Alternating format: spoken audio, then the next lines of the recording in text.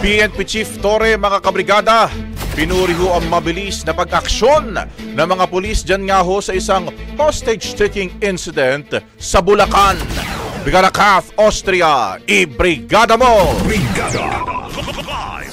Pinuri ni PNP Chief General Nicolas Torre III ang katapangan, profesionalismo at mabilis na aksyon ng mga pulis sa insidente ng hostage-taking sa Baliwag Public Market sa Bulacan kahapon ng madaling araw. Ayon kay General Torre, hindi lamang ito nagligtas sa buhay ng biktima, kundi napigilan din ng mga pulis na madamay ang mga inosenteng tao na nasa lugar. Ipinapakitaan niya nito ang dedikasyon ng mga alagad ng batas na laging handang maglingkod at magprotekta sa bawat komunidad sa bansa. Batay sa ulat ng Baliwag City Police Station, unang inatake ng suspect ang dalawang individual sa loob ng pamilihan bago nito i-hostage ang isang menor de edad.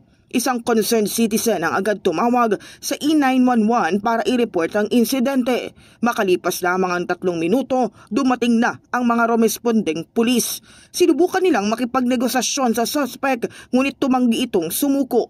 Sa tamang tiyempo, agad na nadisarmahan at nasa kote ng isang pulis ang suspect. Sa kasalukuyan, nakakulong na ang suspect at nangaharap sa kasong 2 counts ng attempted homicide at serious illegal detention sa ilalim ng Republic Act 7610 o Special Protection of Children Against Child Abuse, Exploitation, and Discrimination Act. In the heart of changing lives, ako si Brigada Kath Austria ng 105.1 Brigada News FM Manila, the Music and News Authority. Ang bahaging ito ay hatid sa atin ng Yummyvit ES2 Oral Drops. Simulang tuparin ang pangarap ng iyong anak. And stunting now,